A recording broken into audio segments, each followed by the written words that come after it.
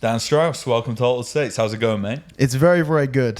Thank you for having me. Mate, I really appreciate you coming on. And for the listeners, just give you a little bit of background on Dan. I'm sure he'll fill in some more of the gaps as we go. But Dan, probably best known for your BJJ career, yep, right? definitely. I hope so.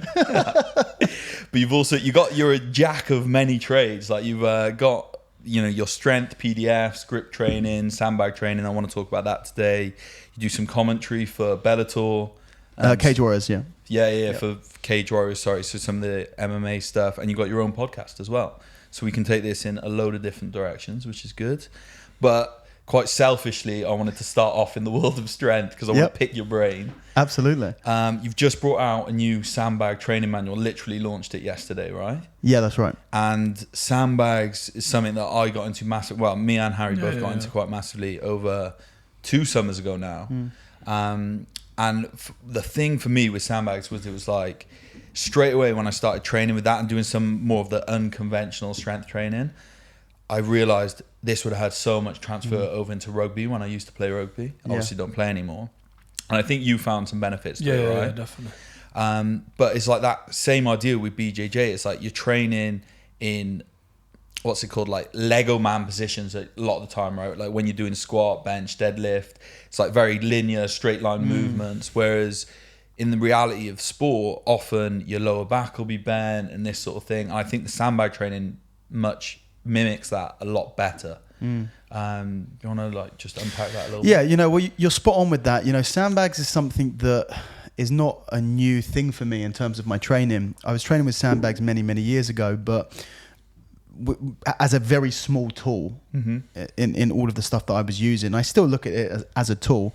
And it was only in the last sort of 4 or 5 years that I really got more into really utilizing and expanding on what I'm doing with sandbags. So, like I said, it is a tool, just like dumbbells are a tool, kettlebells are a tool, a barbell is a tool, machines are a tool.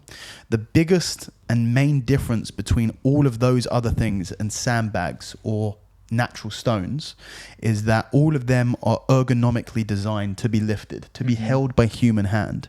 And of course you can say, I don't say that a sandbag isn't designed to be lifted, because of course if you're getting a Cerberus strength, specifically strongman training bag, technically that is plugged there as well. Yeah, there you go. Get 10% off with code 810. But if you're using one of these bags, they have been designed to be lifted, but they are not designed ergonomically. With a dumbbell, the diameter of the handle, the knurling, the size, they are designed specifically for you to maximize the amount of, it tries to take, I'm going to be able to isolate the bench press and I'm not going to have to worry about holding onto the bar because that bar is going to fit perfectly into my hands. And, this is, in the world of powerlifting where the entire sport is about being able to handle the most amount of weight that you can, you don't want to have to be worrying as much about your weight. So the amount of technology that goes into creating different types of knurling, and you have the volcano type of knurling or the spiky knurling and really aggressive knurling that you can hold on to.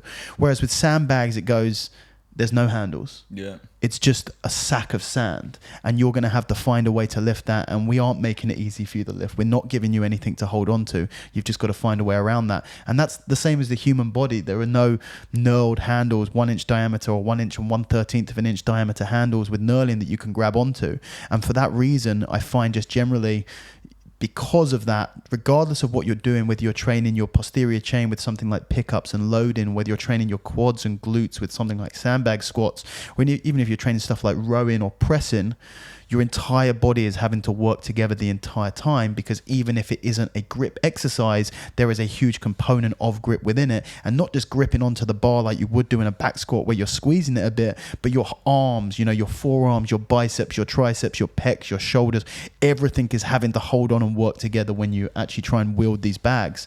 And for that reason, it is much more similar to what we'd be doing in real life, sort of functional stuff, be that grappling.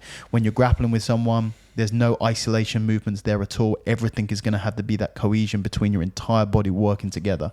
So I felt huge differences, and kind of how I got into the sandbags was interesting, which was, you know, I injured my back years ago, and I never thought that I'd be able to lift anything heavy off the ground, full stop. You know, I still don't deadlift, but I couldn't deadlift anything.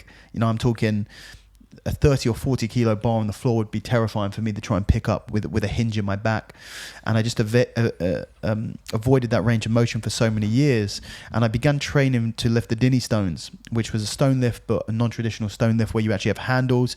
And I was able to load up my back in a deadlift position, but because it was from such a high position, I could straddle over the weight. I was able to do it, and it wasn't hinging my spine. Mm-hmm. So my back was getting stronger. And then as I started to do that, I started to feel, okay, maybe I can pick stuff off the ground. And that's where really I refound sandbags, and then started to lift off the ground and felt, wow, actually the Dinny stone training was helping me, but the sandbag lifting, all of this sandbag stuff that everyone told me, this will screw your back up. You know, that was the narrative. Round back lifting is how you break your back. And I go, well, I broke my back already with a barbell, and round back lifting with sandbags has fixed it more than anything else has. Where did you injure your back? What point? I injured my back on S5 L1, I believe. It's been so long since. L5 S1. It's right at the bottom. L5 S1, yeah, that's right. Yeah, at the bottom there, I have a crack in my vertebrae, and so I get to say, you know, the Mike Tyson, I broke my back. It's spinal. I get to say, and then herniated the disc above and below. So that was something. What was it? Was it an acute action when that happened? So I thought it was, and then the more scans that I got, so I felt my back go doing bent over rows, and I kind of went through this long process of trying to really work out what I did and what was injured, and I had an MRI, and it showed these bulging discs basically that was causing the issue.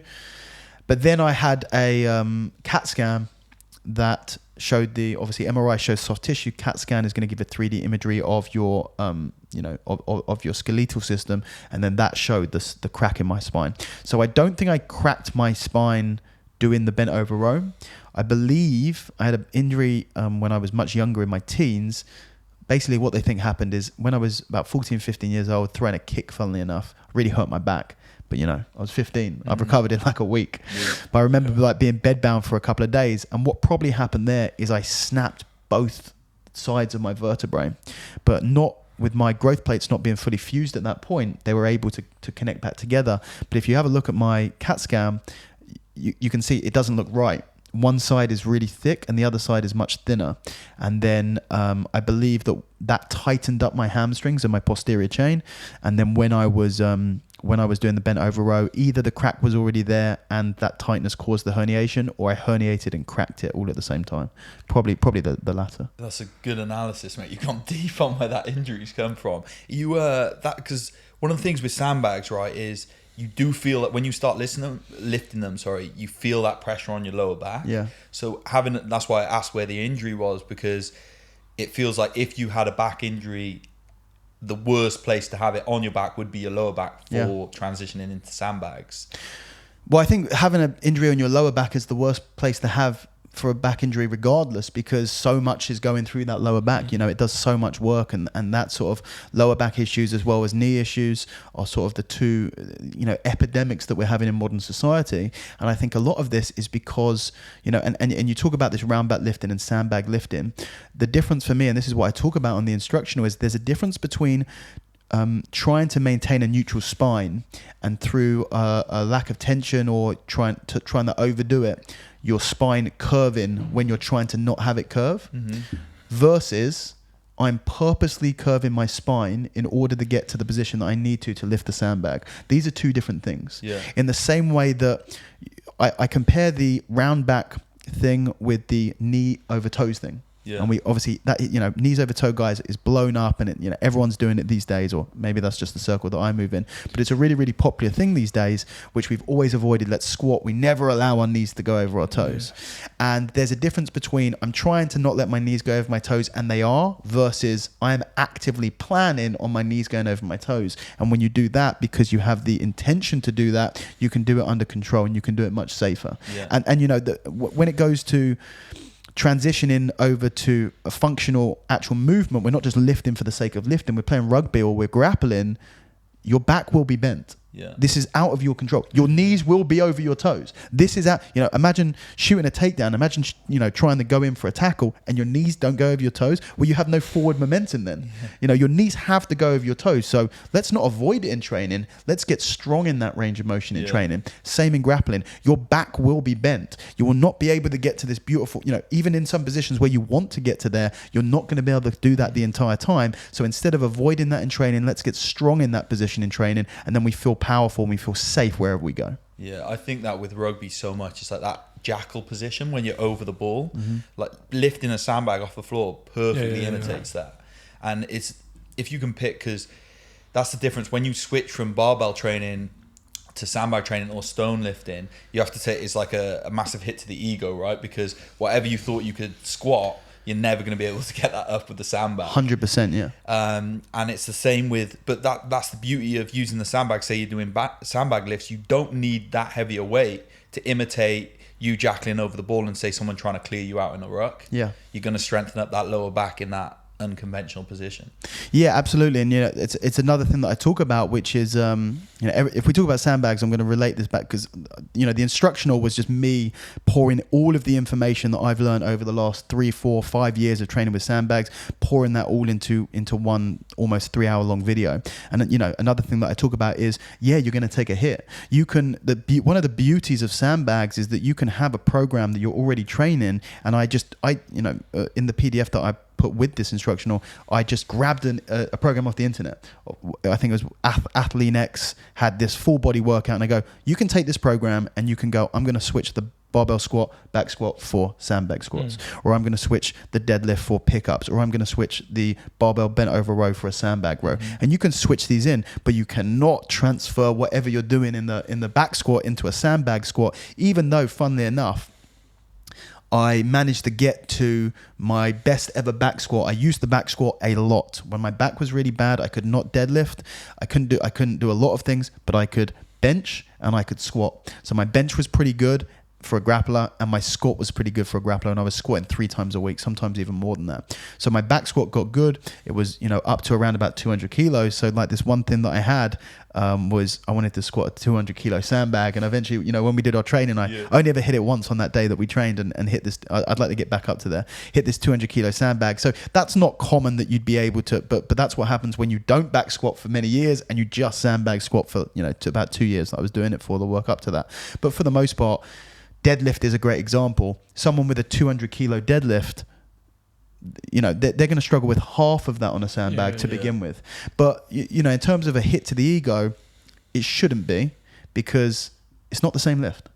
A sandbag pickup is not the same lift. It's not a deadlift. Sandbag squat is not the same as a back squat, in the same way that a front squat or an overhead squat, these are all mitigating things. So you should, and without getting into too much of a debate about ego and numbers and stuff like that, because I've certainly been there, and now I look at it a lot less, and it depends in your training where your head's at. For a lot of people, there's nothing else that matters apart from the figure, the 2 or 3 digit finger, the figure that's on that bar. Nothing else matters in life. And I was there at one point, and I feel completely different about it now. But you've got to take that away. It's not the same lift. You've got to look at it purely for what it is. But yeah, it means that you can, with a bodyweight sandbag. So for me, a 90 kilo sandbag, I can do a lot of stuff and get real benefit with that. With a 90 kilo barbell, maybe your bench, you could work floor presses or bench press. You could work overhead. You could row, but squatting, you struggle to make that effective. Deadlifting, not going to help you much. So with that 90 kilo sandbag, you can do so much with it and get a lot of benefit. Yeah, it's a lot more versatile. And the one other thing I'd say as well is, because you're recruiting more body parts to do it, you also have to focus way more. And that is way more translatable to sport, where you're like having to focus on this weight shifting in your arms as you're moving it, activating different muscles. So yeah, it works you more physically, but it also works you more mentally as well. Yeah, I think so. And focus is an interesting topic in lifting, because I'd actually argue that and say it depends. I would be able, because I've done, not now because I haven't trained for a few months since recovering from injury, but when I was doing sandbags multiple times a week, I could lift a sandbag without thinking. Right? I think even though if you start from zero, yeah, you're probably going to be thinking more doing a sandbag because it maybe feels, but then I don't know, is a sandbag not natural, or is it only not natural if you've grown up doing barbell lifts? For me personally, where I am now, I would have to think 10 times more with the barbell equivalent than I do with the sandbag. Interesting. Because I'm used to it. Yeah. It will be you going from barbell work to a sandbag where you're like, I'm having to think of all of these things. It's only because you're not used to it. Yeah. So when it comes to focus, actually, and I talk about this when, even when I was yesterday and I was talking about drilling and grappling, we have a bad habit of mindlessly doing repetitions. And mindless repetitions, whether that's in grappling or whether that's in lifting, are always going to be less beneficial. In grappling, they can actually be a detriment. I was saying yesterday to the guys, I teach them this drill and then I explain, you've got to do this drill, but you've got to think about it when you do it. Because if you do the drill bad if you do a lift bad, maybe you don't get as much muscle recruitment. Maybe you don't gain as much strength. Maybe you even injure yourself. But if you don't do a technique well when you're drilling it in grappling, it could be worse than you doing nothing. If you do 100 bad reps, if you start at 0, 100 good reps takes you to plus 100, and 100 bad reps takes you to minus 100. Yeah. And you know what? I'd rather sit on my ass and do nothing than make my technique worse by building in these incorrect natural patterns, getting that incorrect muscle memory. So having focus and intention deeply in every single thing that you do, whether it's purely physical, whether it's partly physical, partly technical, or purely technical, is really important. Yeah, I'd say it's the same with lifting as well. Like you can kind of get away with bad patterns when you're at a lighter weight, and you can get stronger with bad patterns. But then as the weight gets heavier and heavier, all of a sudden you're realizing either I've got to retrain myself or I'm going to get injured. So yeah, I would say it definitely translates to lifting. Is all the stuff in the instructional, is it your own experience basically? You're just speaking about from having trained with them over the years, I suppose, and things you've learned. Because Strong Fit's the other fellow who's done loads of stuff on. Is there much correlate? Is there much like crossover between? Yeah, that's such a good question. I like to think of myself of having an analytical view on a lot of things. So actually, I prefer not to try and redistribute information that I've got, and I prefer to put myself in a space, kind of really immerse myself in that area and then try and absorb everything that I can and then really try and think critically about it. So the same with my grip training instructional and my sandbag training instructional. And I'd argue a little bit that the grip training stuff, I've done it for much longer, so I've kind of had more of my take, but I've also allowed a lot of input from a lot of people because there's a lot of resources out there and I put myself in that community. With the sandbag stuff, I found that there isn't that much resources out there. So I was forced to, and sort of this, without sounding too hippie for lack of a better word, like the sandbag taught me in a way how to lift it. If that makes sense. I got the foundation of it, but you train with it more and you try different things and you're open-minded and you're always trying to give feedback to yourself on what's going on. I learned a lot. A lot of information was just quite insular within myself in that closed circuit. So yeah, the instructional that I've released is my experience with sandbags, and that might be different for someone else's experience with sandbags. And certainly I've looked at other things because, for example, the format that I have, the first hour or so, is me teaching what I consider the fundamental lifts, which is a pickup, the squat, and the carry. Carry is very easy, very quick to teach, but the two big ones are the squat and the pickup is sort of even bigger than the squat. And you can just do it in so many different ways. So I do it in one way, which is the style that I call, like a stone style, where I lay the bag, lengthways in front of me flat, and I lift it up, bring it to lap, and then stand it up, either keeping it parallel to the ground or then turning it to vertical and standing up with it there. But there's lots of different ways that you can do it. What I call the stack position, where that the sandbag is still directly up and you bring your hands under, and it's different. And that's stuff that I don't really ever do, but I've seen other people do. And through my experience with the sandbag, I understand why that would work for some people and why that wouldn't work for some people. And it depends on what you're doing and what intention. But I see a lot of people, and this is something that goes back to a big influence for me on my strength training is the old time strongmen, Arthur Saxon and George Hackenschmidt and Eugene Sandow and all of these guys. And one thing that they always talk about is you make the weight look effortless. You've got to make it look easy. If true domination over the weight, it should look easy, even if it necessarily isn't. And that's what I want in my sandbag pickups, even if it's really hard. I want it objectively from the outside to look smooth. So I watch a lot of people lift sandbags, and even though they're getting the weight up, it just looks so messy and taxing. And of course, that's part of what you want in it. You want it to be you want it to be taxing, but you want it to look clean at the same time. And that really means that you've got power over it. So, what I try and focus on is being able to do this in a really clean fashion instead of sort of having to drag it and move it and roll it. And, it's all about understanding how a sandbag wants to react.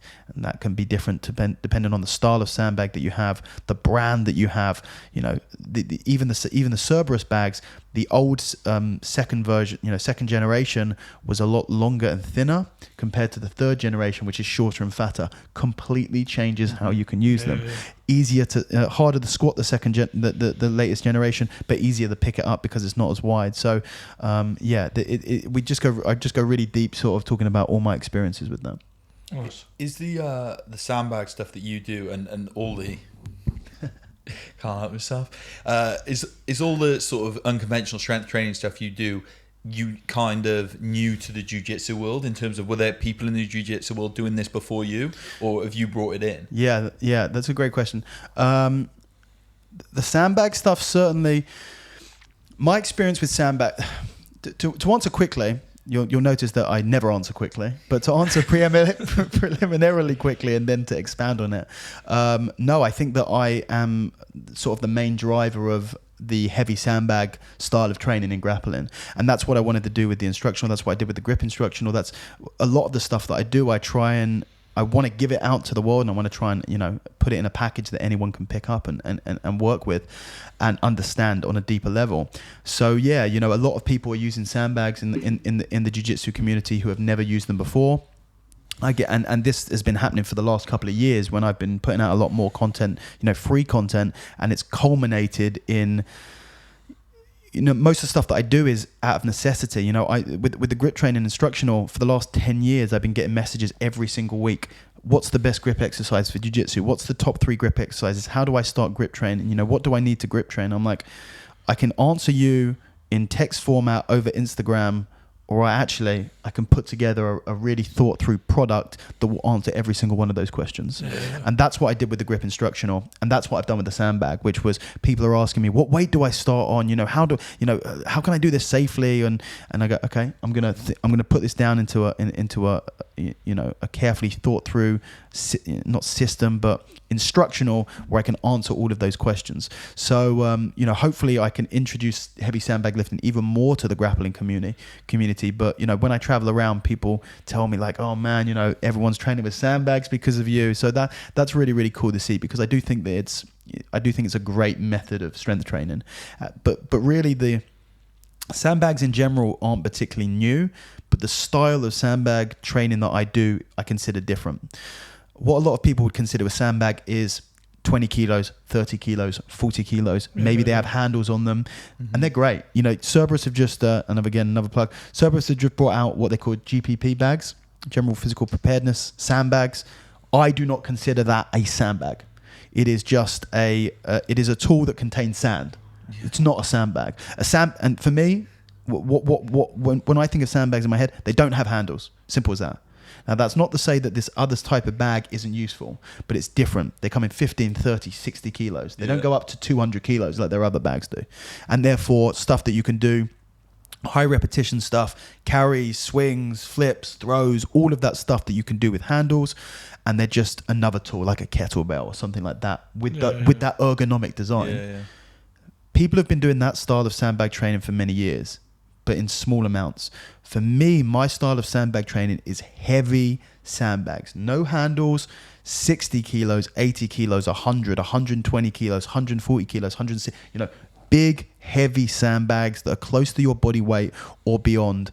That's the style that I'm focusing on, where lifting it, loading it, squatting it, and moving it around is going to be the workout. Do you know any facilities in the UK that have as big a sandbag collection as you do at your house? I have a lot.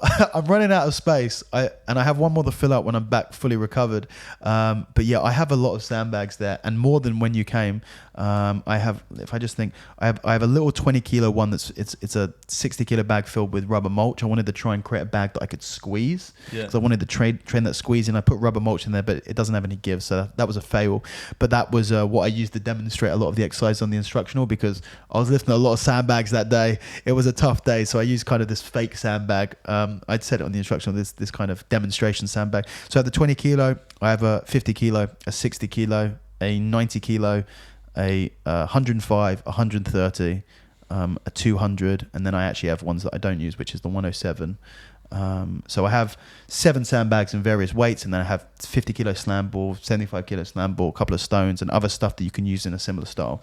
So having that wide range is like having a wide range of dumbbells, or having a wide range of your ability to train.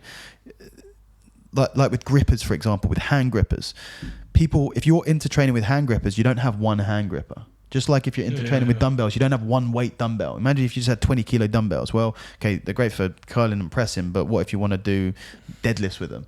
You need lots of different weights. This is actually my issue with sandbags, though.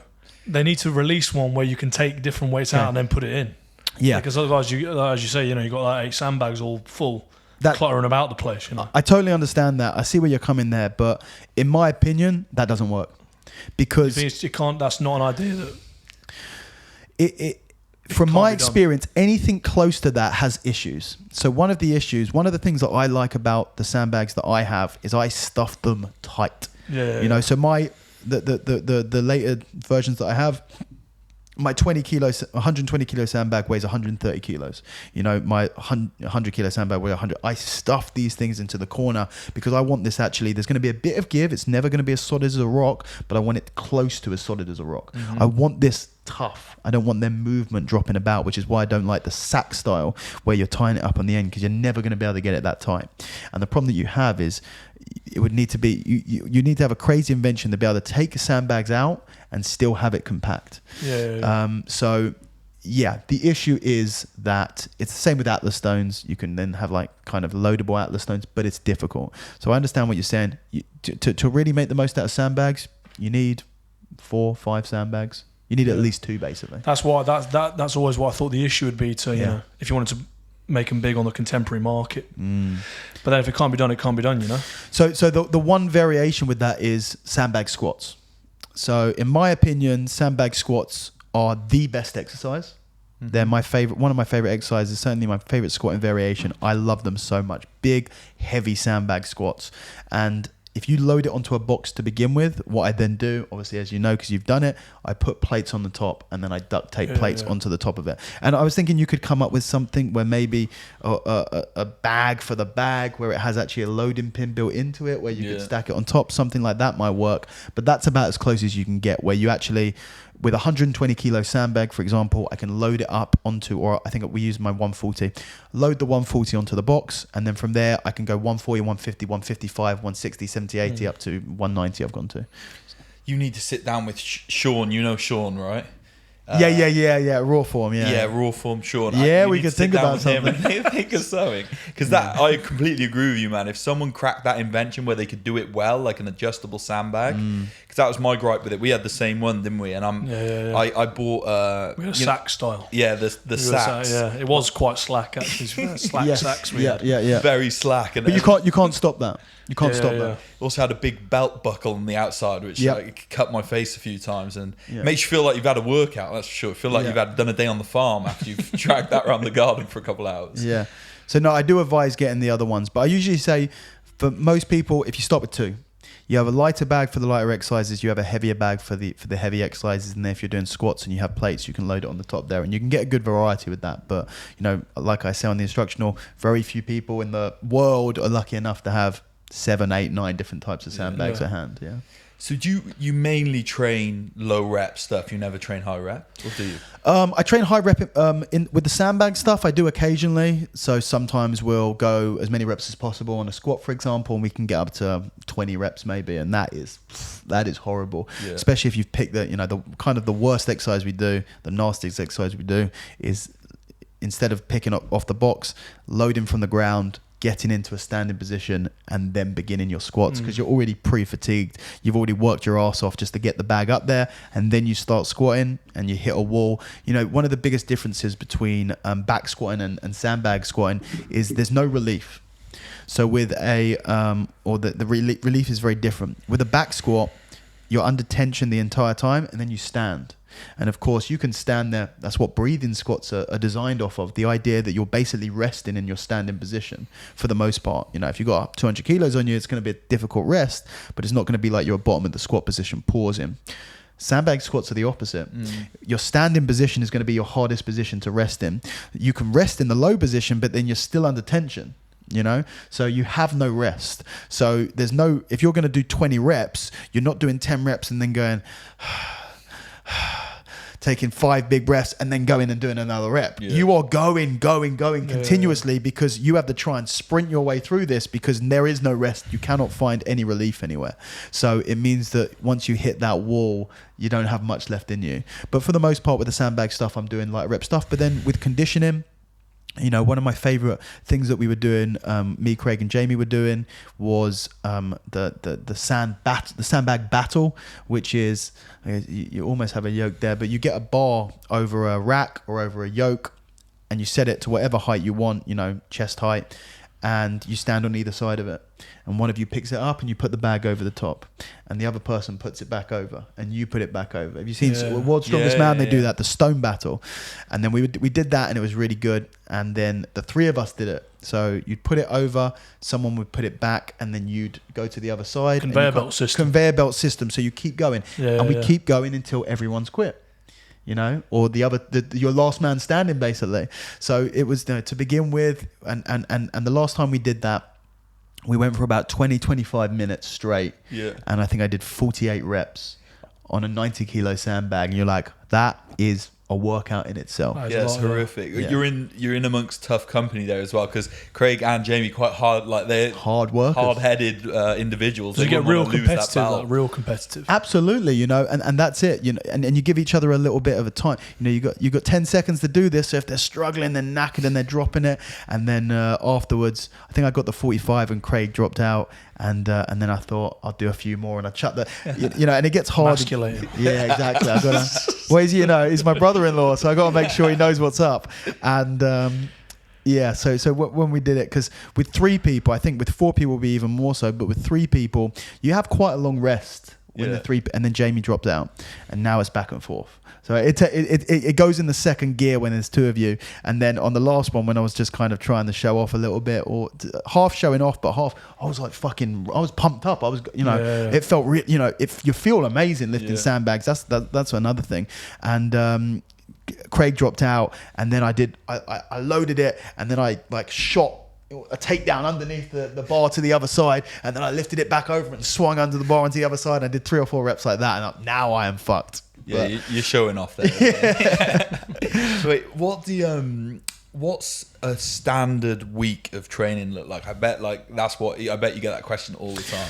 Yeah, so I lift less. Well, so what I'll answer you is what I was doing before I was injured, and not necessarily what I intend to do now, but how it had looked for the last year and a half was I would lift 2 to 3 times a week. Yeah. So it's less than what a lot of people think. But what I like to do is really be able to give my all when I lift and also be able to give my all when I roll. So I was rolling 3 times a week.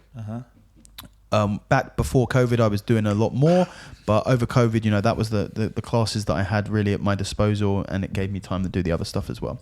So yeah, 2 or 3 times a week lifting, and then 3 or 4 times a week rolling. And my usual sessions, I train with a different person for each session. I really struggle to train by myself, so I'd get different training partners. And I can't.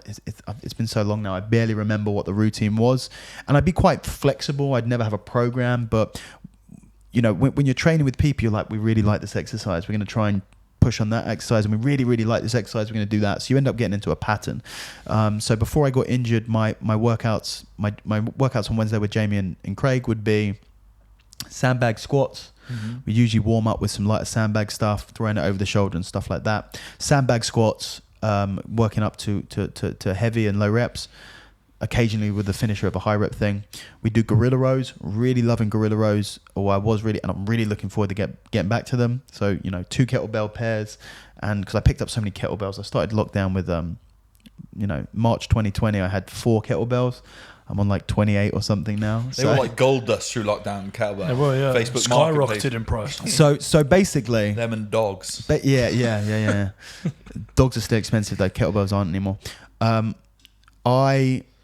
Over lockdown, when I couldn't do anything, I started dealing in kettlebells. Okay? So hear me out here. I started dealing in kettlebells because it gave me something to do, and it was quite fun. And most importantly, I get kettlebells out of it. Yeah, of course. So I was getting high on my own supply a little bit. So what I'd do is I would scour Facebook Marketplace and eBay for basically someone who didn't realize how valuable kettlebells were at the moment. So I would buy cheap and then sell high. And I was buying kettlebells that, I bought a kettlebell, I think, for £35 that I sold for 130 quid. Yeah. And the goal for me was never to make any money. It was to make kettlebells. So I actually ended up with 300 or 400 kilos, probably not quite that, 200 or 300 kilos of kettlebells that I didn't pay a penny for, because I was buying 2 kettlebells and then selling one for the price of both of them. And then, this gym is closed down, so I'd buy 6 kettlebells from here and I'll sell 3 of them. And, so by the end of lockdown, I ended up with, basically didn't spend any money and ended up with 15 kettlebells. And then I got more into kettlebell training, gorilla rows, and then I had to buy some kettlebells full price because I was having, I wanted heavy kettlebells. So I bought double 48s, double 56s, 64, and I have like an 80 kilo kettlebell now. But yeah, so that is, when the market is volatile, it is a strange side opportunity. Yeah, so it's cool. It's quite niche. Yeah, absolutely. But you know what? It was at a time where people were just going crazy. And honestly, I have so much stuff in my garage, and I have a lot of stuff that I don't use. So I have a lot of plates. Man, plates went up to £5 a kilo. There was like a moment during lockdown when my garage was worth about £500,000, just in metal alone. I had a Lico dumbbell rack that I probably could have sold for £2,000 at the time. That was probably only probably worth about £500 in reality. But yeah, I didn't sell any of that stuff because I'm just a bit of a hoarder. But buying stuff in and flipping it and selling it, or I'd clean up, kettlebells that had been left outside and they were rusted the fuck. I would clean them up and I would make them look nice, and then I would sell them on for a profit. So my friends started calling me the Iron Pimp. Was the nickname that I was going by. Quite apt, actually. Yeah. So yeah, I'm not doing that anymore because the market's not really there anymore. But who knows? If we go into another lockdown, the Iron Pimp might be back. So hit me up for all of my for all of your kettlebell needs. Yeah, people literally went mental. Like I remember the gym closed, and it was 2 weeks and 4 weeks, and by 6 weeks I was like kind of climbing. Well, this is when I was training in my garden with the buckle attached sandbag, scratching my face up. I would have done a lot for 15 kettlebells at that point. Man, it was insane, and I lent out a lot of stuff as well to friends and family or friends of friends, and I kind of realized I should have rented that to them. I would have made a killing. That's what a lot of commercial gyms were doing. They were renting out equipment. But yeah, that's what the Iron Pimp would have done. Capitalist. That's what the Iron Pimp would have done. But I'm too nice. I just gave them away. But yeah, it was really mad, but it made sense. People were locked inside their home. Yeah.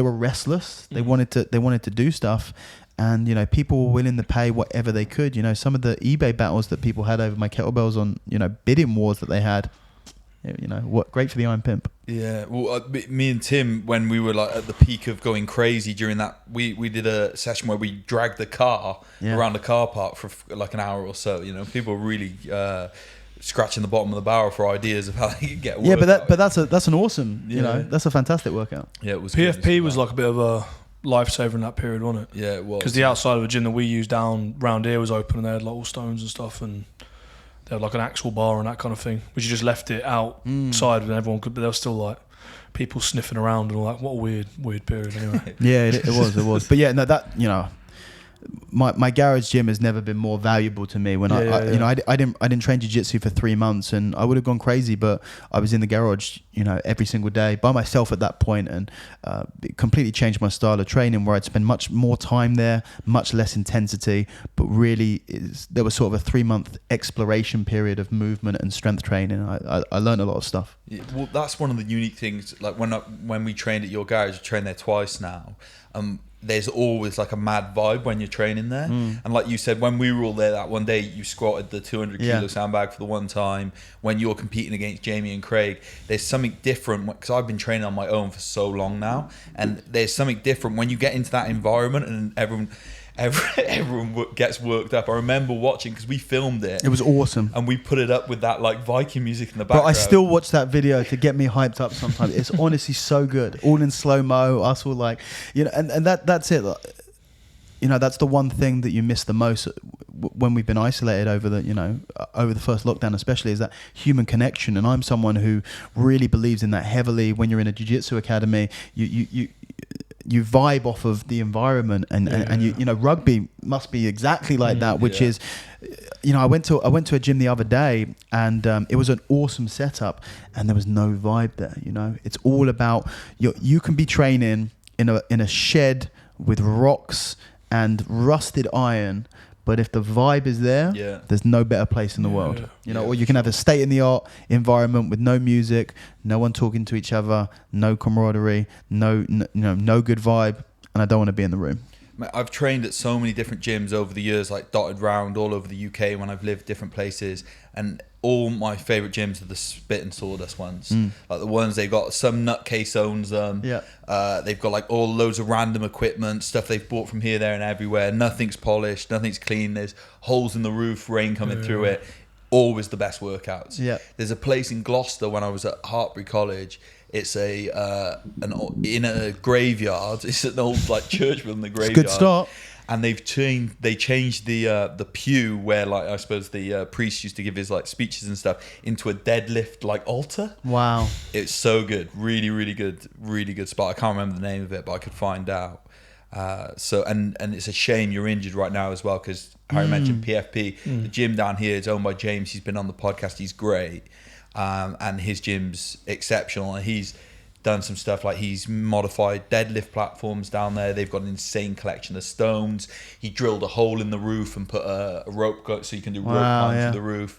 Yeah, it's class down there, isn't it? Yeah, wicked. So good. Yeah. Right, I think we've talked a lot of training. Yeah, okay. I would like to segue into UFC. Okay, yeah. And being sort of like a British commentator on the Cage Warriors scene, I wanted to know, is there anyone we should be watching out for in terms of like people coming through Cage Warriors? I'm so bad with names. Cage Warriors has always been a feeder for the UFC. Yeah. And it is to this day. They've signed hundreds of people, and you know, basically, if you're in Europe and you want to get into the UFC, you go into Cage Warriors, you win the Cage Warriors belt, or you look really good in Cage Warriors, and then you get signed to the UFC. You know, it's a direct pass. We're on UFC Fight Pass and all of that stuff.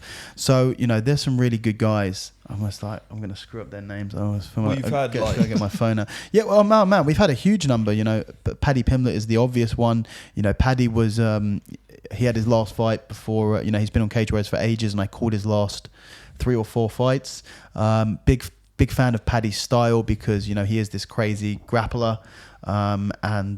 Really cool to see him in the UFC, and man, he smashed it. I watched his UFC debut. Obviously, the fight could have gone a little bit better. He could have almost got knocked out, but he got the finish in the first or second, I think. And But then he jumps on the mic and it could not have gone better. I think he went from like 60,000 followers to 600,000 followers in 24 hours and just bust onto the scene. So Paddy's a really exciting guy to watch out for. Do I think that he is, do I think that he's going to be UFC lightweight champion?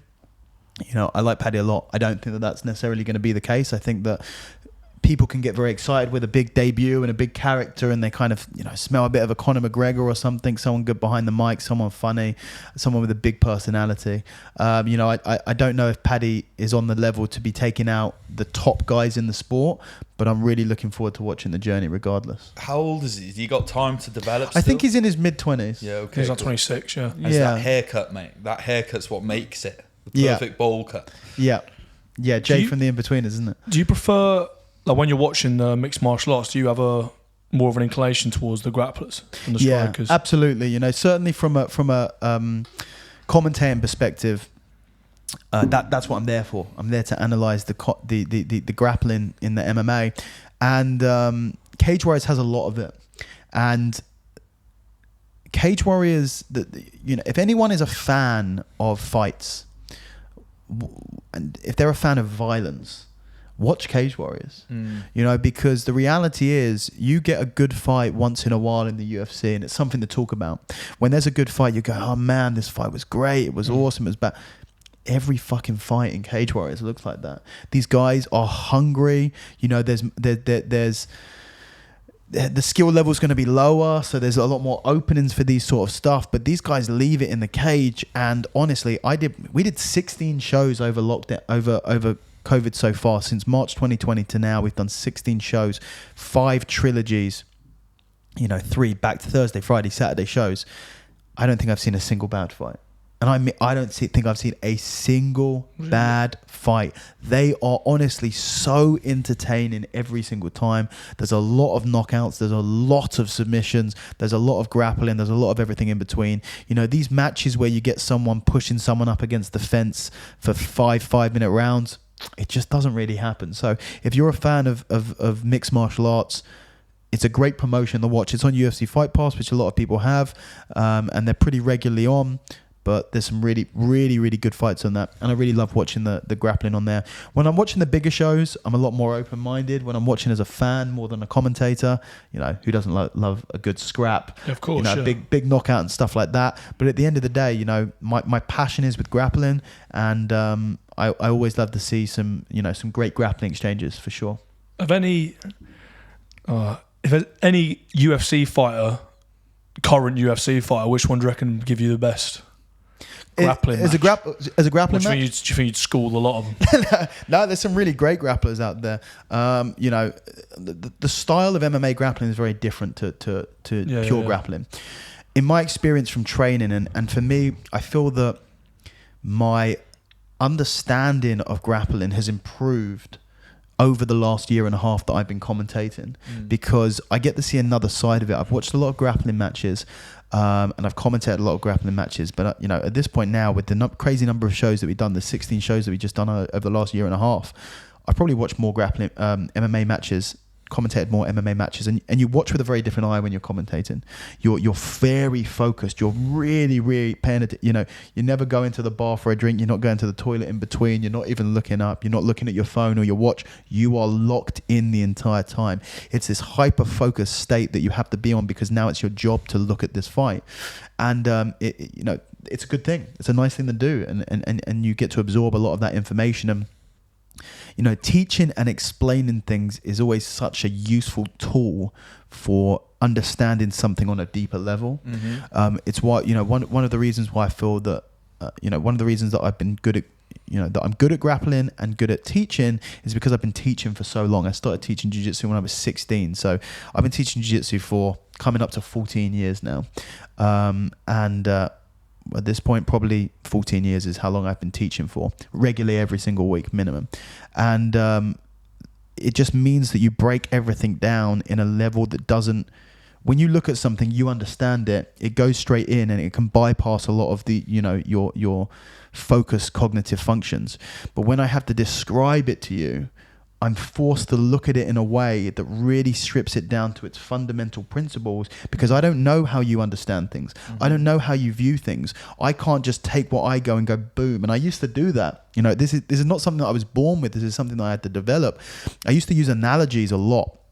I use them less, but I still use them. I probably don't use them less. I still use analogy a lot because, you know, for me, an analogy is a deeper understanding of something when you can relate it to something else. But the analogies that I used to use were ridiculous. They were completely abstract, out of this world, weird as fuck. And they're still a little bit weird, but they seem to make a lot more sense now, because I understand that that is how I view things, is not how you might view it, not how you might view it. So now I try and explain in a way that other people can. So when you look at something, whether it's grappling, whether it's anything, and I have to talk about it and break it down to an audience, I need to break it down to its fundamental particles to be able to explain it to everyone. And that allows me to one, observe on a deeper level and understand and integrate on a deeper level. So watching grappling recently is really...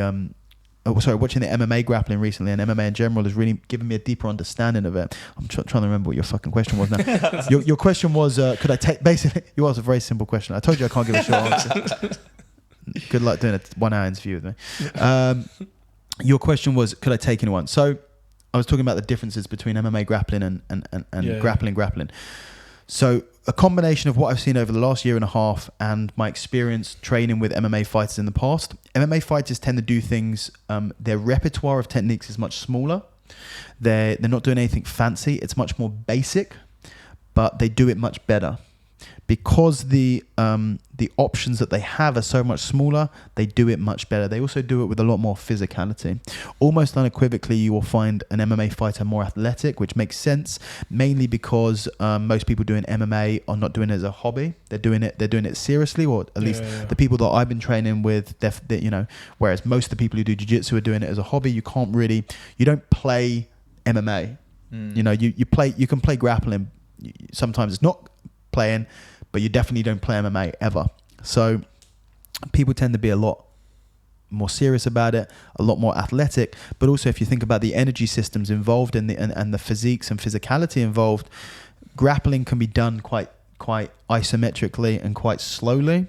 MMA, even if your grappling is slow, you need to be able to wrestle fast. You need to be able to strike fast. So that's why, you know, MMA is sort of the decathlon of combat sports, where because you're doing so many different sports, you know, the plyometric versus isometric of striking versus grappling are literally inversions of each other. They're two opposite sides of the coin. One is very explosive and aerobic, one is very isometric and anaerobic. So when you have an MMA fighter, you have someone who's going to always have a wider athletic physicality. So for that reason, they put a lot more power into their techniques. So those are some of the bigger differences. You'll see an MMA fighter with a much more basic grappling game, but they'll be very good at doing it. Their timing will be good and the power will be there. Whereas a pure grappler is going to have a much wider, broader spectrum of techniques that they can utilize, but generally not quite with the, even though sometimes they do, not generally as a rule, not with the quite level of explosiveness, a lot more isometric strength there. So I haven't answered your question. But a lot of isn't it the grapplers, they normally have the best foundation to then go on if they want to then take mixed martial arts up? No. Full time? No. Wrestlers. Wrestling's the bottom. Wrestling's the greatest base. Look, grappling is the greatest base if you only do one style. The UFC proved that. UFC 1, 2, 3. Like, there was a question in 1993 that was answered over the next couple of years, which is, what is the best single martial art in the world? And the beauty of being a jiu-jitsu guy now is that that's locked in forever. We will never go back to a time now where people won't know MMA.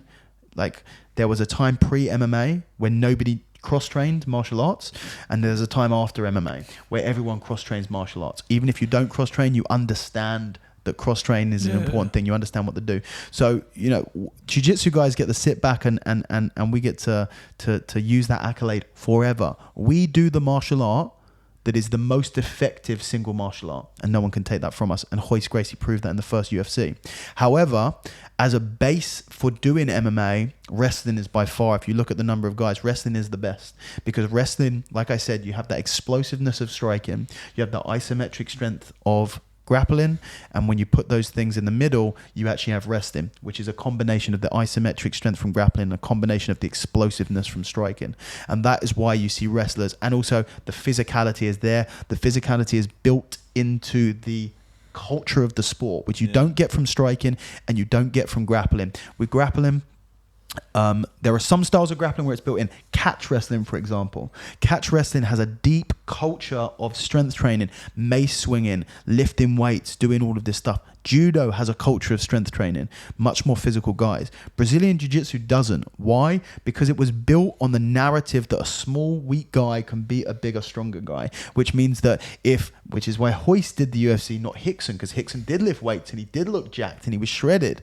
Hoist did the UFC because he looked skinny, he looked weak. If you had a guy looking like Gordon Ryan fight the first UFC, then you're going to go, well, his technique might be great, but look at the fucking size of him. He's a monster, right? Is he the fellow who wears the rash guard to every... No, that's John. No, that's his John coach. Danaher, his coach, Sorry. yeah. So, Because Gordon Ryan's the GOAT, isn't he? yeah, no-gi goat, yeah, almost certainly. You know, it's certainly the best in the world at the moment. So, yeah, you can't have someone like that. So they built this narrative on, we're weak, we're small, we're skinny, and we'll kick your ass.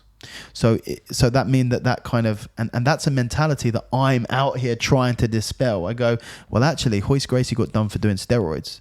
So how does that line up? You know, strength seemed important then, right? Yeah. You know, Yeah. And Hoist Gracie always lifted weights, and you know, a lot of the Gracies are nowadays are big, strong guys. So I'm out here trying to dispel this myth. You need to understand that this idea, even though it has a basis in truth, that technique is always first and foremost, but physicality must be appreciated and used if you want to perform at the highest level. So you need to try and explain to people, this was a marketing narrative. This is not reality, where you don't have to do any strength conditioning training. Striking, depending on the striking arts, can be different. Generally with striking, running is the big thing. Road work is the big thing with boxers, Thai boxers, you know, road work, lots of conditioning on the bags, but not a lot of strength and conditioning work. Wrestlers always had this culture of being strong, being in units. So that is why it is both from a technical and a physical and energy system perspective, the best core thing to be doing to be able to transition into MMA. And you see that coming through, you know, definitely. the best guys in the sport are MMA guys. Well, surely, to your point, Or wrestlers, sorry. if you had two jiu-jitsu players that had the same skill set, the stronger guy's going to win, right? 100%. And it's similar with what you just said with striking. If you've got two strikers who got the same skill set, the one with the biggest gas tank's probably going to win. Yeah, so you're almost there. It's not, when I say, I use the word physicality, I don't use the word strength. Because physicality is strength, muscular endurance, cardio, speed, sometimes flexibility. And there's a hierarchy in which of those are important, and strength tends to be at the top, and for boxing, conditioning tends to be at the top.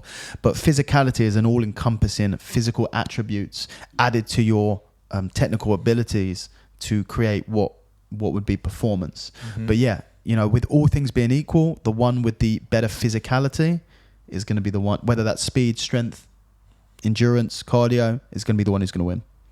I'm sure you've been asked this a bunch of times before, but have you ever thought about dipping your toe in the UFC water?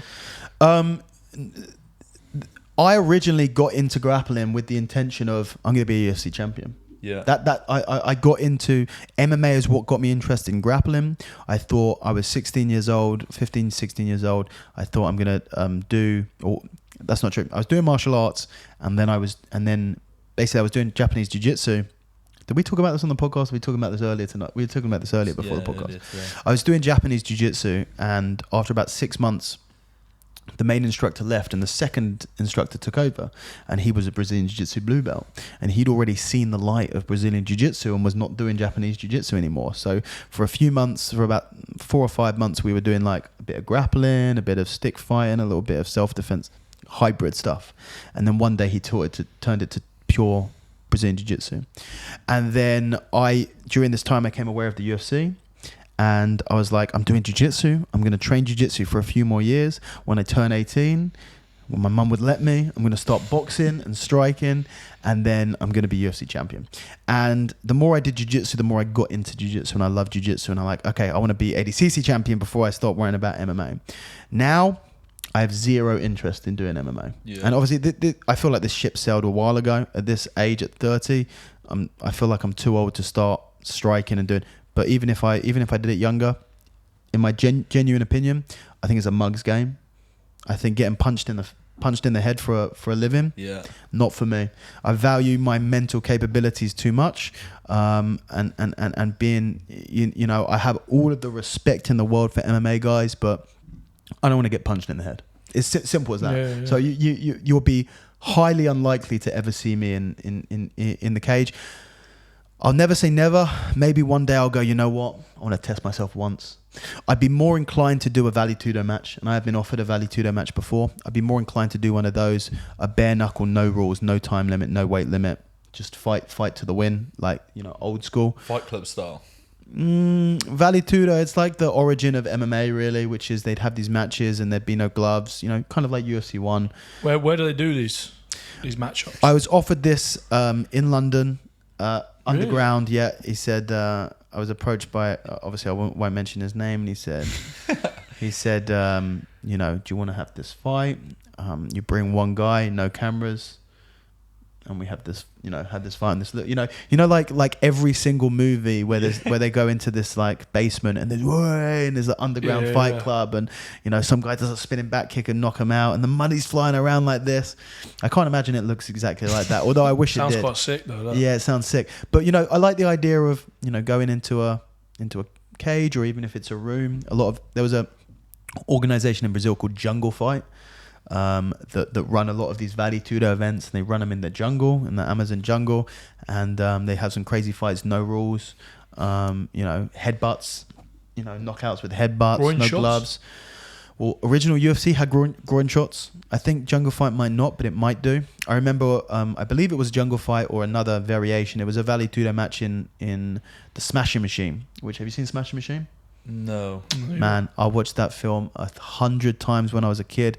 It's about a guy called Mark Kerr, the Smashing Machine, who was a MMA fighter back in the day in Pride and stuff, and he had just fucking juiced up, absolute giant. Used to train at Hammer House with Kevin Randleman and Mark Coleman, and all of these guys just looked like bodybuilders who were fighting. You know, these guys fought in the UFC as well, and the documentary is about him. Definitely check it out. I'm thinking about it now. I have seen. Is this so? He had a problem with painkillers. Yeah. I have seen. He's absolutely massive. Oh yeah, he's huge. Like there was a time where MMA fighters did not look like MMA fighters do today. MMA fighters today look like athletes. Yeah. These guys look like bodybuilders. Yeah. Like legitimately look like bodybuilders. But there's one where he's fighting in Brazil in one of these Vale Tudo matches, and he's fighting Fabio Gurgel, who's a kind of bit of a jiu-jitsu legend, and he's got a cut in his eye, and he's like sticking his thumb in the cut and trying to open the cut up, and hands are in the eyes, and it's just very different from what we look at MMA today. But yeah,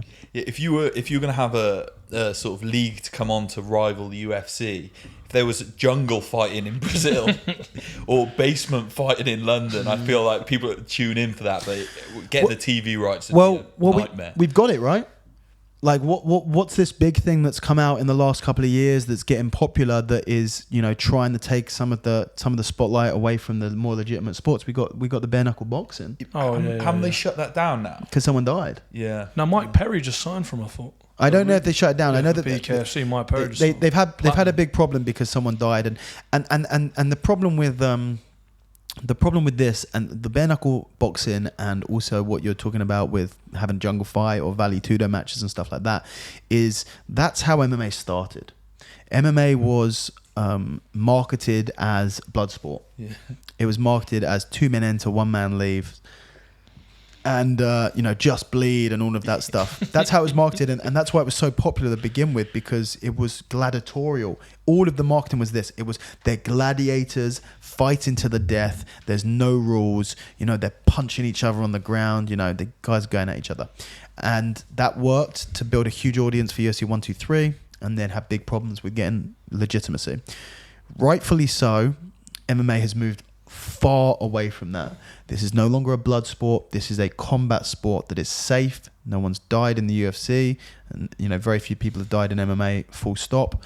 You know, there's many rules, there's gloves, It's all with the Athletic Commission and USADA and stuff like that. So the UFC has been legitimized as a real sport and a martial art, opposed to just a blood sport. And as fun as it is to rival the UFC, that's in the wrong direction. Yeah, no, it's in the wrong direction, but it would be fun. Yeah, that's the thing. You've got that sort of like image in your head of what you'd think it would be like, but then in reality, it'd probably be, you know, a lot more brutal than. It's not even the brutal. It just it's almost a bit tacky. You know? Well, yeah, like the way they did. So I've seen some of the original UFC stuff and how they marketed it and the Just Bleed. But in my mind, I've got that Just Bleed guy. That saw a picture of him. Yeah, recently. He's like an accountant or something, isn't he? Just fantastic. Yeah. But I'm sure, like in my mind, there's a way to do that in such a cooler way, which isn't, you know, like you say, like tacky.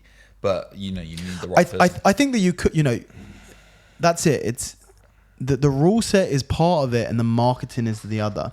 So if you imagine that you were to have, instead of calling it Jungle Fight, you know, it's the pure fighting organization, you know, where it's stripped down and they come in and, you know, they shake hands and there's no trash talk and there's no bullshit, and they go, you know, this is they're bare knuckle because this is how humans are made, and, you know, we're going to see martial arts in its most unleashed form, but this is still a martial art. And if you market it in that way, it could be a lot more interesting. But if you market it as, you know, this is pure violence and someone's head butting and elbowing and there's blood going everywhere and they're fucking punching each other in the dick and all of that.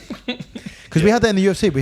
Have you seen the groin shots from the UFC? They hold his legs, aren't there? And they're giving him Joe's son, Joe's son Keith Hackney, I think, yeah, and he's just smashing him in the balls. Yeah, that's. I would tap immediately. Dick shots and biting. That's just like that's got to be ruled out. Yeah, but biting is one that has never been allowed in anything. Yeah, not surprised. I think the first UFC was the only rules were no biting and no eye gouging or fish hooking. Yeah. So nothing in the eyes, nothing in the mouth, and no biting. Everything else was fair game. Yeah, yeah. Can you imagine? Can you pull their ears now? The ear twister. What is it? That line that like the old dick and twist. Grab his dick and twist it. Yeah, not legal at all. Yeah. Pulling it back to your potential underground fights. Yeah. How did this? First of all, you know, without naming names and stuff, how did that come about? Completely random. No, he came up to me at an MMA show. I was cornering there, and he came up and he was like, "Boy, Daniel, you want to do this?" So were you like, I'll think about it? Yeah. And would it have been in front of a crowd, or I doubt it. It would have just been a few people in a basement in London somewhere. Probably. No cameras, none of that. He said no cameras. Yeah. Okay, interesting. And did you get offered good money to do this? We didn't talk about money, but there would be payment. Yeah, I can imagine you'd have to get paid a few quid to go and do that. And I imagine, you know, that someone approached him and said, "Look, should we run some fucking underground Valley Tudo matches?" And he went, "Yeah, cool. Well, you know, I know some fighters. I'll try and set it up." So would have it been weight class or no? No idea. There wasn't too much details. You know, he kind of asked me about it. I thought it sounded, you know, it was cool.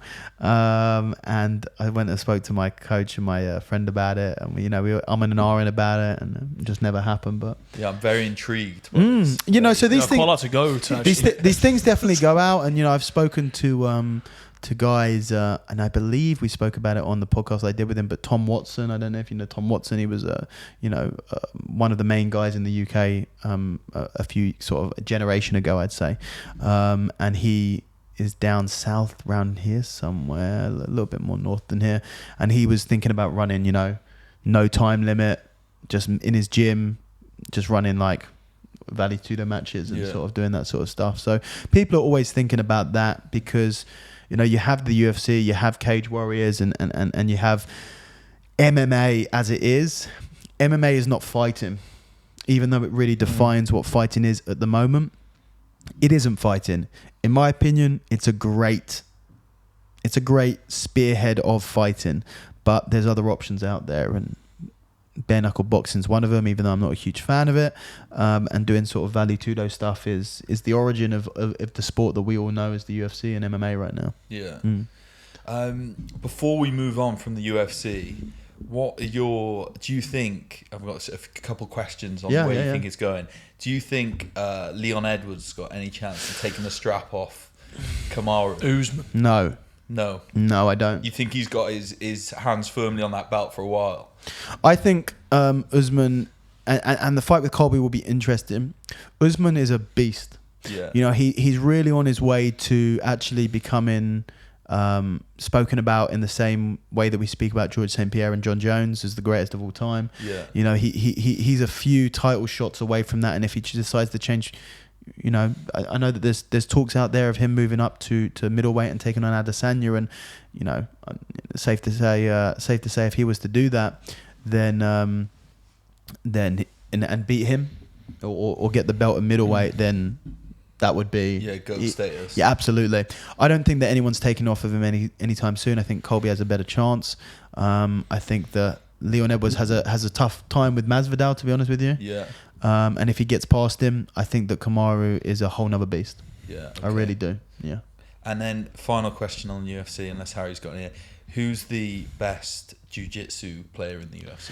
Right now or ever? Both. Ever is Damian Maia. Yeah, okay. Yeah. So his ability to, you know, I've seen a lot of great grapplers move into MMA. Obviously, Jacare was one of the greatest grapplers of all time. Roger Gracie had his hand in the UFC and wasn't super successful. Marcelo Garcia, who I consider personally to be, you know, one of the best, if not the best grappler of all time, sort of on par with Roger in just a slightly different way. He had one MMA fight and he really struggled to make the adjustment of, you know, bare chest and the gloves and all of that stuff. So you don't say who's the best grappler to do MMA. It's like, who's the best MMA grappler? Yeah. And in my opinion, Damian Maia takes that because, and it comes down really to one fight, and that was the Gunnar Nelson fight. He made Gunnar Nelson look like a white belt. And Gunnar Nelson is one of the best grapplers that have ever competed in mixed martial arts. He's a really high-level grappler. And Damian Maia just made him look like he's never been on a mat a day in his life. It was incredible. So Damian Maia, definitely the greatest grappler, in my opinion, to ever compete in the UFC. And it was, you know, I really would have loved to have seen him get the strap. Yeah. Same with Jacare, to be honest with you. Another really, really great grappler. In terms of who is the best grappler in MMA right now, we don't really have anyone who's super dangerous that I can think of off the top of my head. You know, obviously Khabib, when he was in it, was just, you know, very different style, but very, very dominant on the ground. Yeah. I don't know who are sort Oliveira? of maybe, yeah, maybe he's, you know, very dangerous. You know, when you look at great grappling, obviously you have to consider their submission ability, but you look at the stuff around that. You know, he's dangerous off his back and he's dangerous with submissions. Same as Ortega, very dangerous, but not necessarily the same. You know, we're not talking in the same level as Maia. Maybe Oliveira. You know, especially at the top of his game right now, current champion. Yeah. Do you reckon John Jones? Slyly, quietly.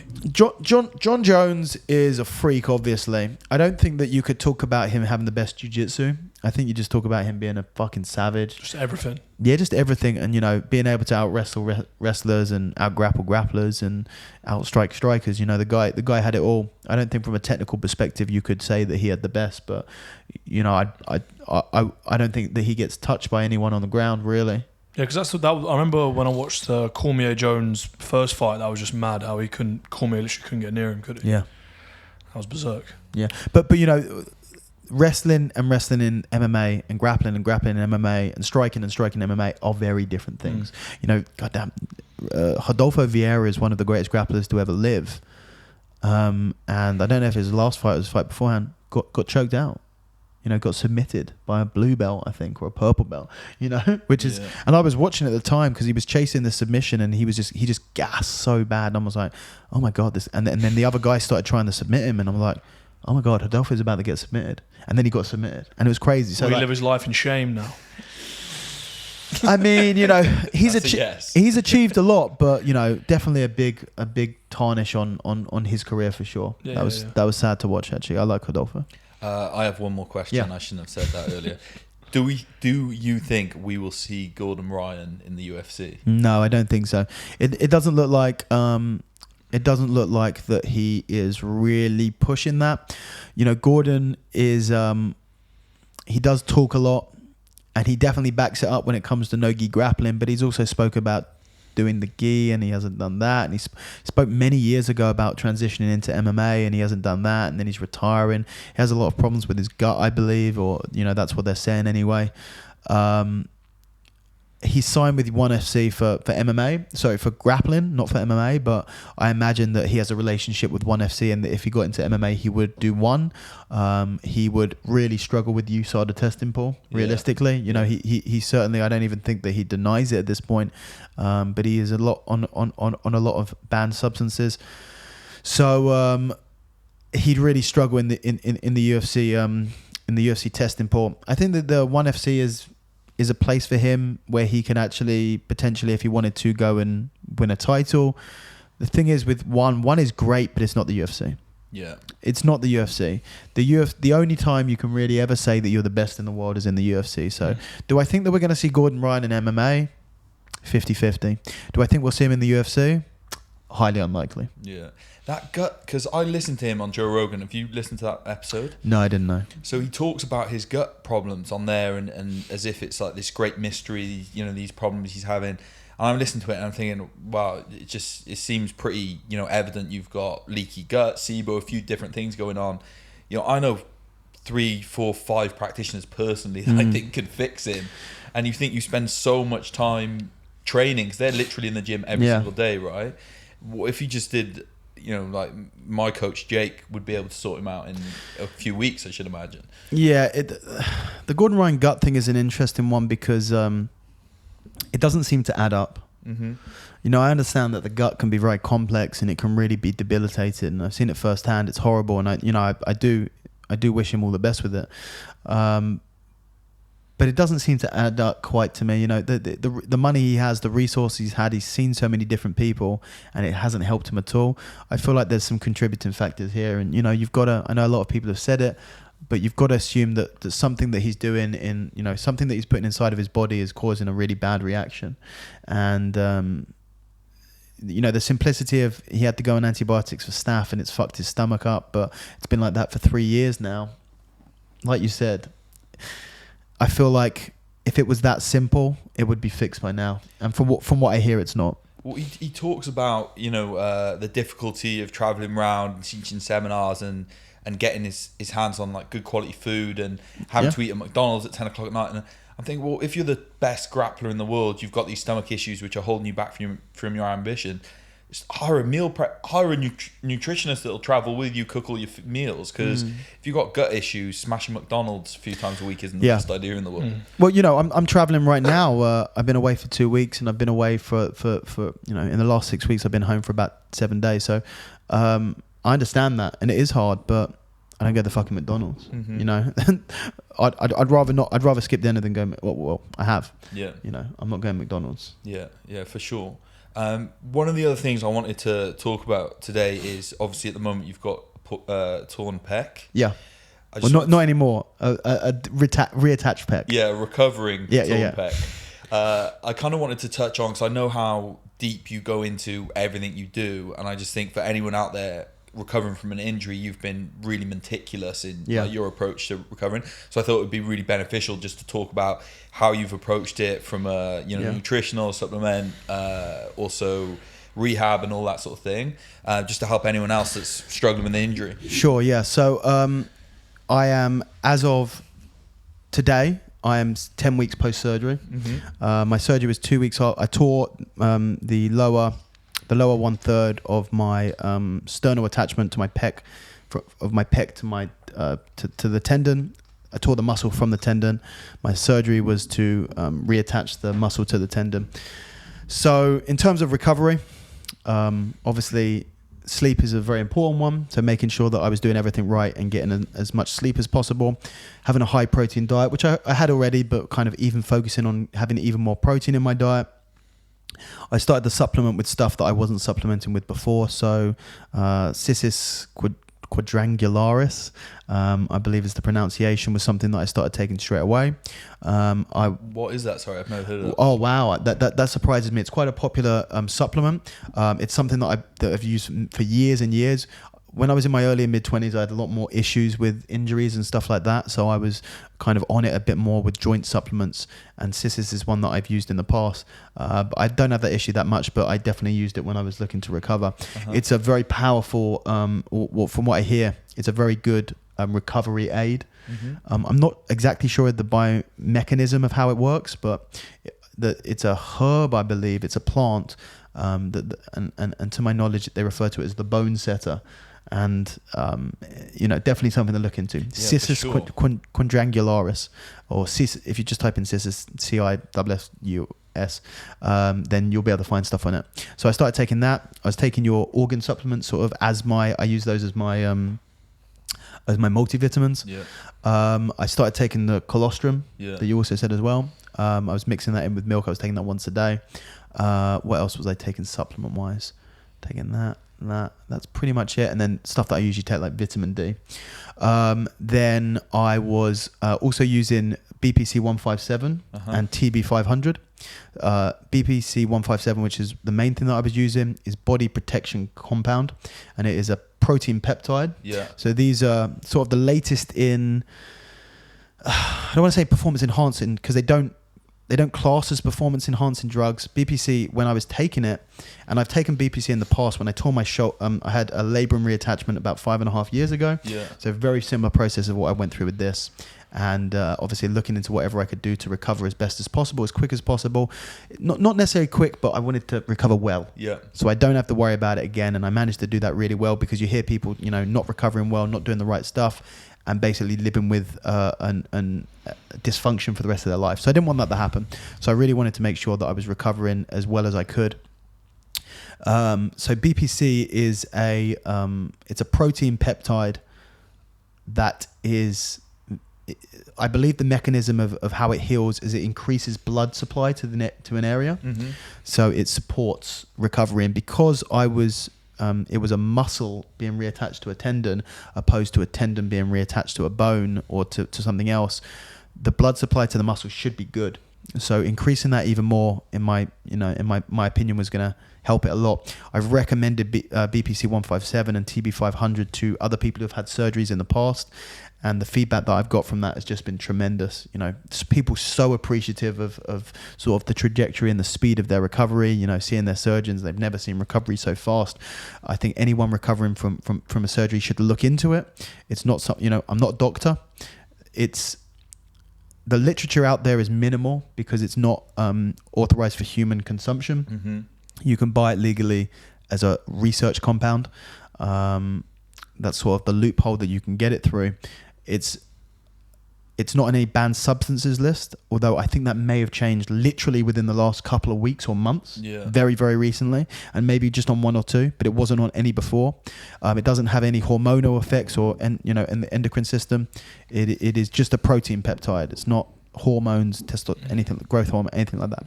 So I was taking that. I take that twice a day. Take 250 milligrams injected. You can take BPC is another one that's meant to be really good for your gut health. Some people drink it.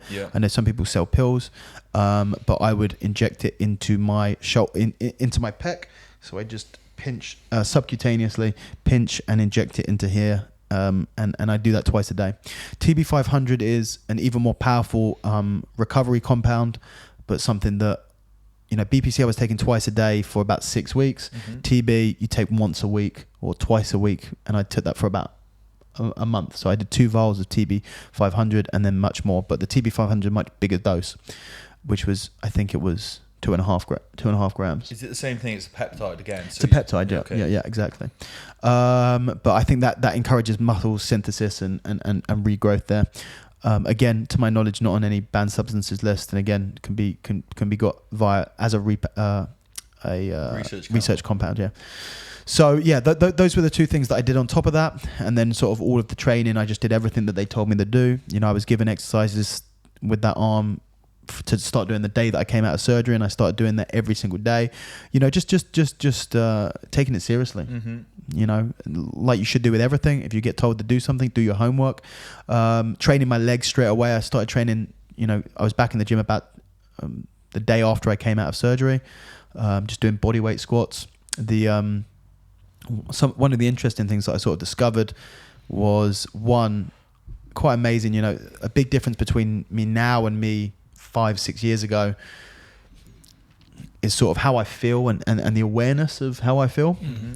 There was a time where I feel nothing, like just on a level, which is if I did this, I didn't feel better, I didn't feel worse. If I ate this, I didn't feel better, I didn't feel worse. You know,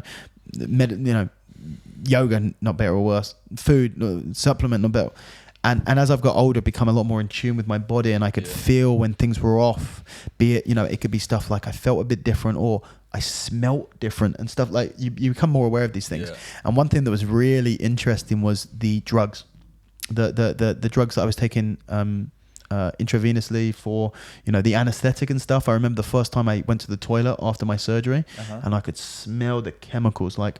It's real toxic, isn't it? I could smell the chemicals like you couldn't believe. I could smell them. I'm like, that's me getting toxins out of my body. And then that first workout I did, when obviously I've still got some of that residual effect, and my piss smelled different for days. And that residual effect, I remember I did 3 sets of body weight squats, 10 reps, cramp, legs were couldn't do anything else, you know? Nice. Yeah. And that went sort of off the week. In terms of painkillers, I came off my painkillers after 24 hours.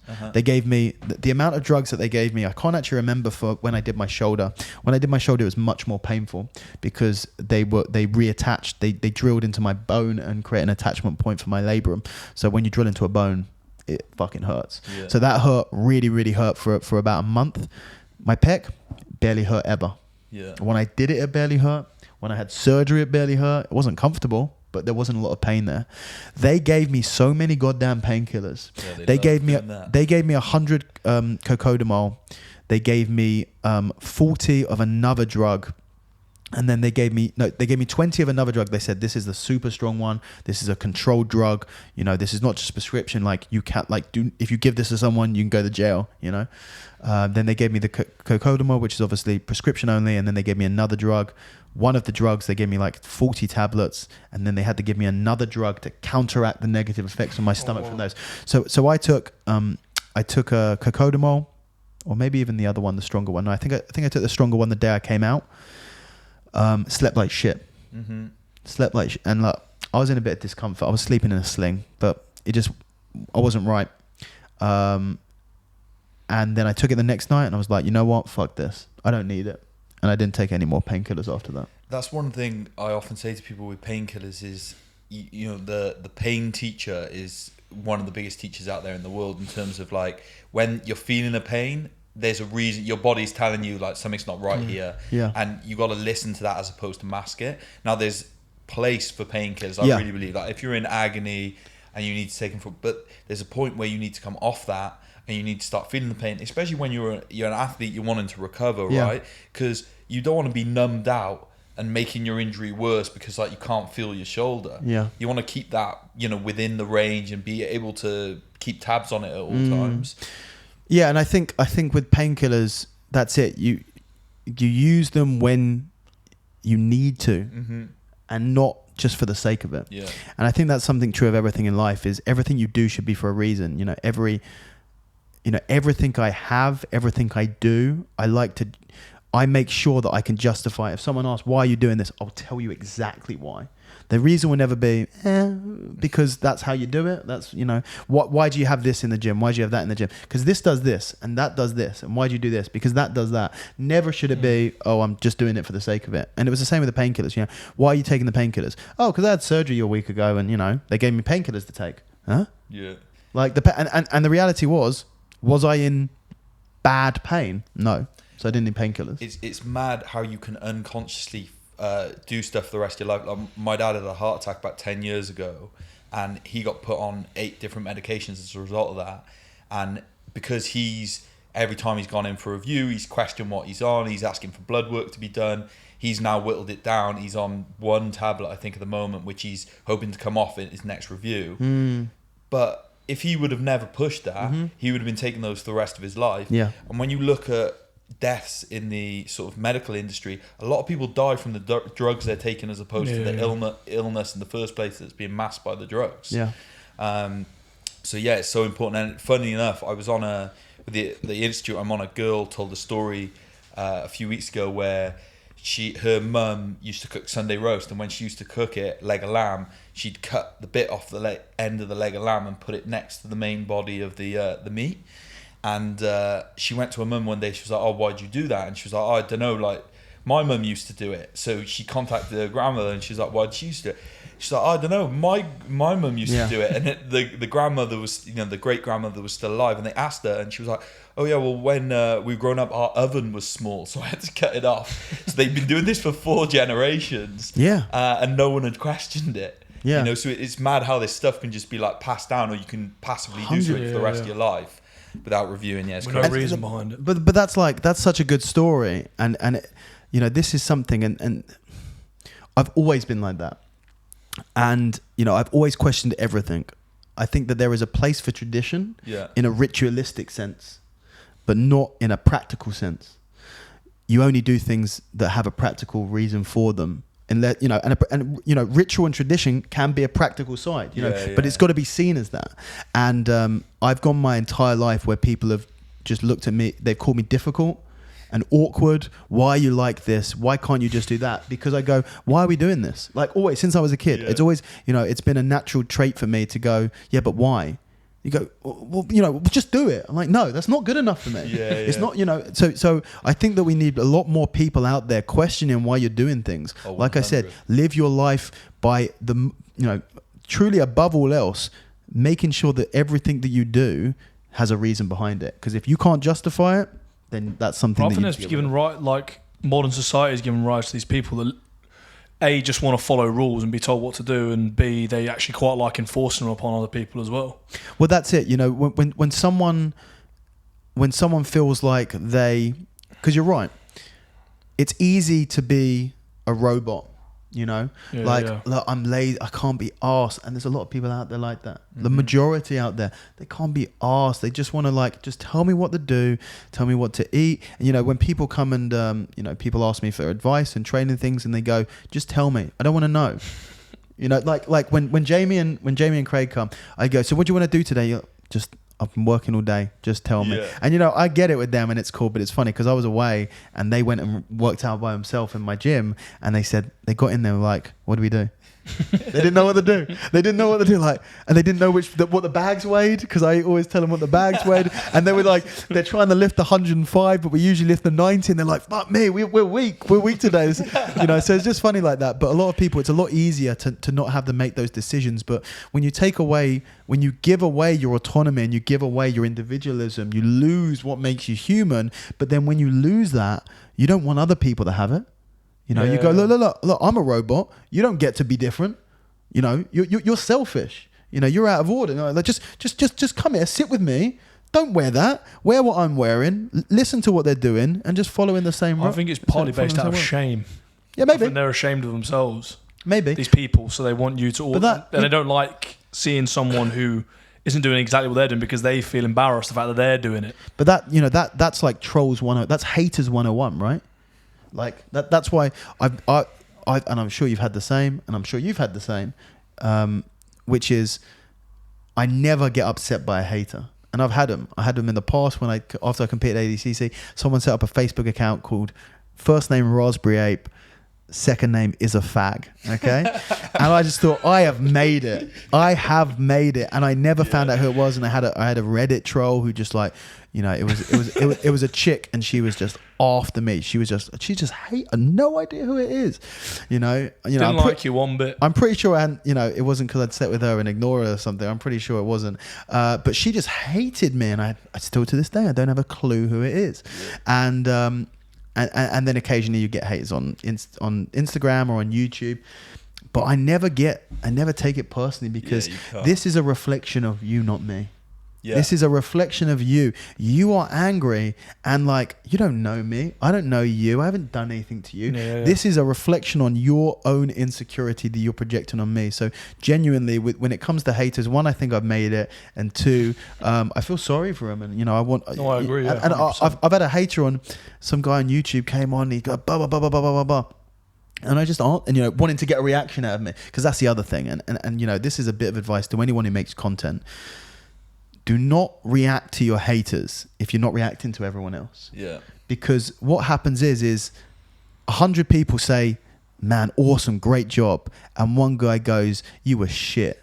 Why are you so shit? And you go, nice job, nice job. Why am I so shit? I'm not shit, you know? And it's like, the one guy who's a dick, you're giving all your attention to. So either you ignore the haters altogether and they just go away because you're not biting, don't feed the trolls, it's like internet 101. Or the other one, if you are replying to everyone, like kill them with kindness. It really does. And I had a guy who like said some shit and I said some stuff back to him, like, it's all good, man, you know, explain what he said.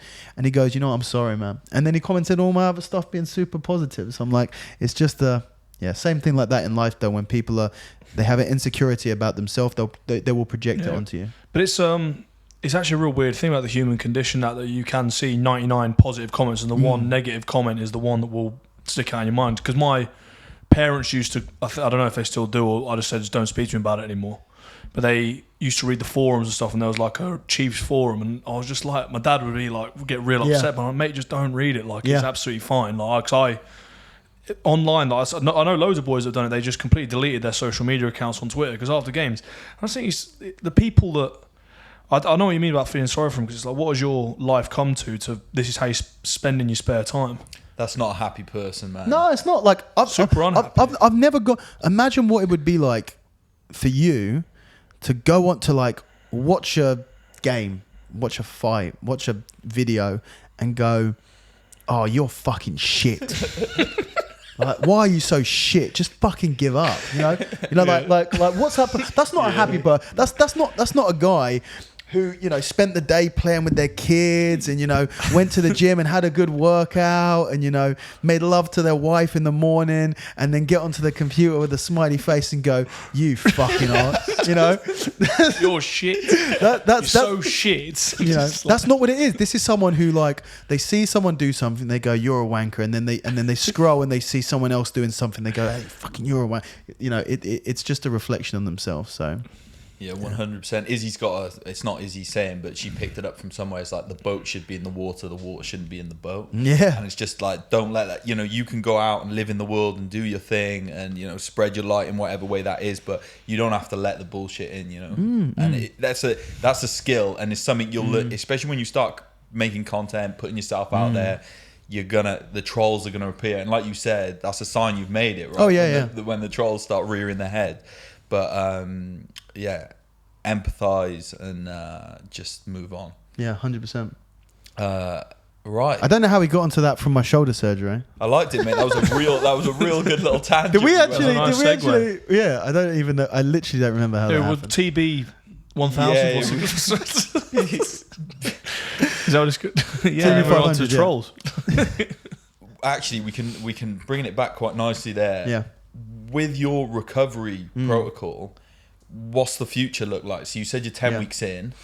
What's next? So right now, you know, at 6 weeks, I saw my surgeon again. I saw him at 4 weeks as a checkup. I saw him again at 6 weeks for a second checkup, and then the same day I started my physio.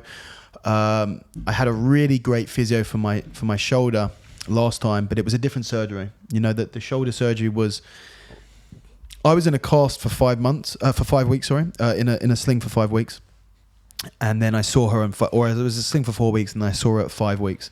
And my surgeon, who was the same surgeon for both, very very good shoulder surgeon, a guy called Andrew Wallace, and he told me for when I did my labrum, he said, you start physio at 4 weeks. It will be, you know, just body weight moving for 4 weeks. Then at 8 weeks, you'll start bands. At 12 weeks, you'll start weights. And at 16 weeks, you can start training again. And I was like, at 5 weeks, I saw my physio, a lady by the name of Anju Jagi.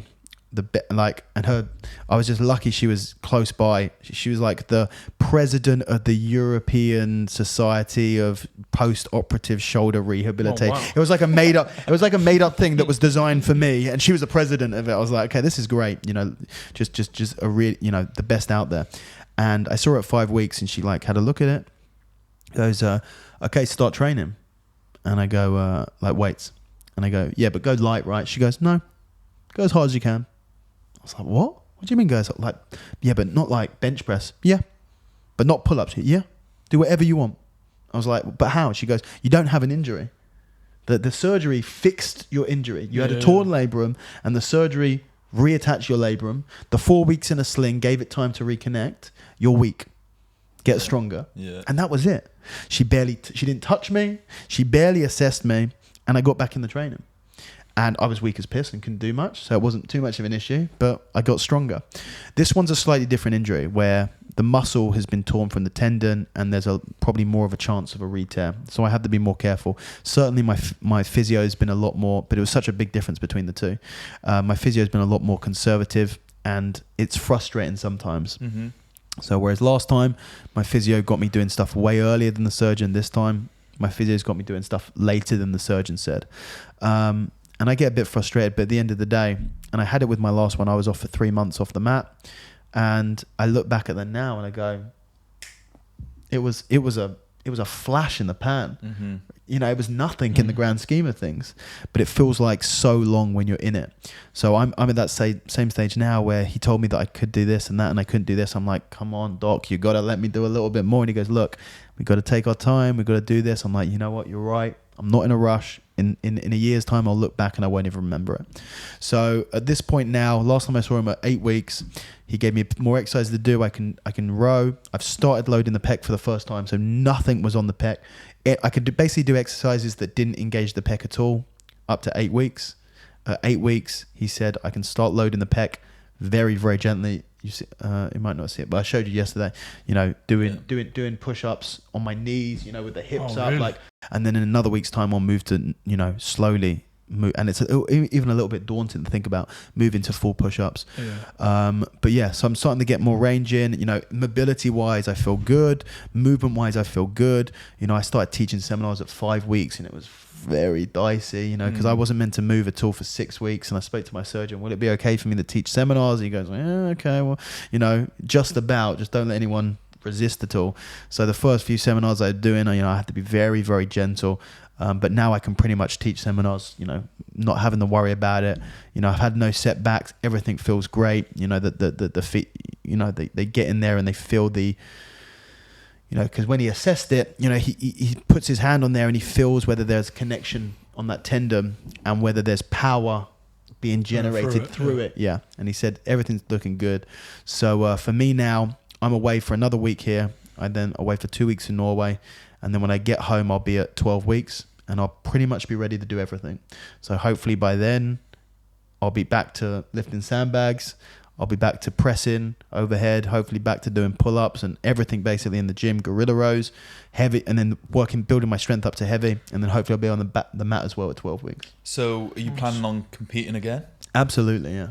And have you got your eyes on like a tournament this time next year or something like that? No. I hope to be back way before then. I hope to be competing again in February or March time. Nice. So, for me, it's been a blessing a little bit that I've been so busy. Basically, I wasn't working at all prior to the competition that I injured myself at, so I could focus on training. And then I put all of my work in the 2 months afterwards. So, unfortunately, I got injured. So I had a few weeks afterwards where I'm like, damn, am I going to be able to do these seminars?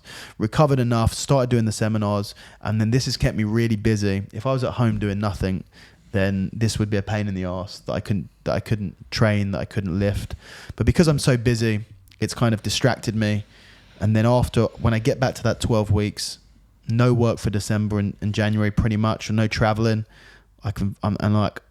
The one thing, I'm not sure, have you ever had a really bad injury, surgery or anything like that? Oh, no, touch wood up to this point, no surgery. I've had long injuries and long layoffs, but nothing. And yourself?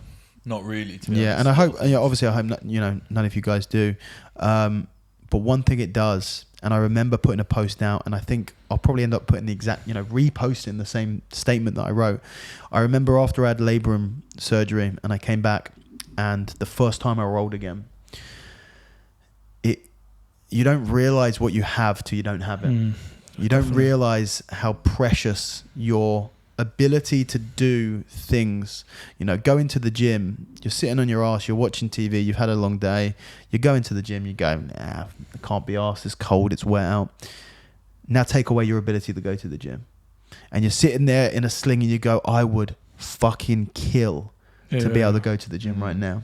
It completely changes your perspective, and it gives you so much motivation to train hard and focus and never miss a session and never miss a rep, that I can feel that building. And I can't, honestly, I'm so motivated to start training.